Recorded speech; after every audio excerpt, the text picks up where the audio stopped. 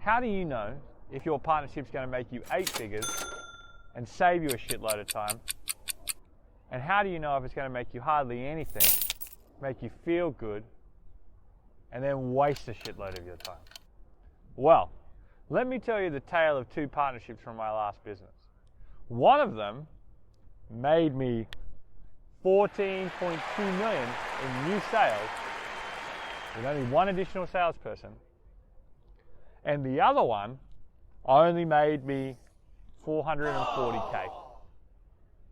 What's interesting about this is our licensing was $10K per user, but our average client value was just over $1 million. One of our partners got it, the other one didn't. The other thing you might find interesting is that these partnerships occurred in the exact same 18-month period.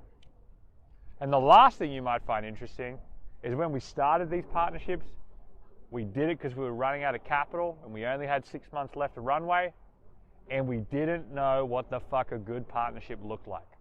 So how did we stumble into 14.2 and how did we spend a lot of time at 440K? Both of these firms were the same type of organization. Both of them were system integrators and IT consulting firms. So they're very similar. So what was different? Well, if we'd just done this partnership in 18 months, we would have got our software revenue from 1 million to 1.4. That would have been a win. The only reason we know it wasn't a win is it cost 180 hours, and this one in 12 hours made this much. That is absolutely crazy. So we mapped why this one was different to this one, and we did that to repeat and get our business to 38 million in revenue quickly, and that's where CounterpartOS comes from. So let's go. Let's step through it. First things first. The relationship we had at 440K was the CEO of this company.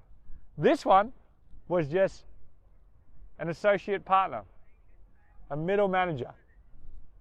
Interesting. So what's the difference between this one and this one? Well, this one was what we call a counterpart. He could see our unfair advantage, and he needed to grow his personal career. The CEO of this company, let's just call it Company A, and this one Company B, wasn't a counterpart. He saw our unfair advantage, but he didn't need to risk anything. His company wasn't bleeding, and it wasn't getting there. This one on the right was also right company, right time for a B2B partnership. So not just the right guy, but the right company at the right time. So we go, okay, so I say right company. Why was it the right company? Well, we worked out there were only 3 types of companies that would do bold strategic partnerships where revenue share was involved. And that were industry leaders bleeding and hemorrhaging market share, new leadership in place, visionary CEOs with more than 5 years on the job, they're in their second term, baby, they can do anything bold to get there faster. And number 3, emergent players, successful in one market, but no new friends in the market that they just took a bet on. So what was Company B and what was Company A? Well, let's start with Company A. It was a market leader, right? But it wasn't bleeding. There was no impetus for them to move strategically and move boldly. Whereas Company B was very good at financial consulting for IT, but had no place being in government. And that's where our unfair advantage was. That's where all of our clients were. They saw us as someone that could give them an unfair advantage to increase their market share in government. Fantastic. So we stumbled into that one too. Very lucky at the time. Number 3, joint offer.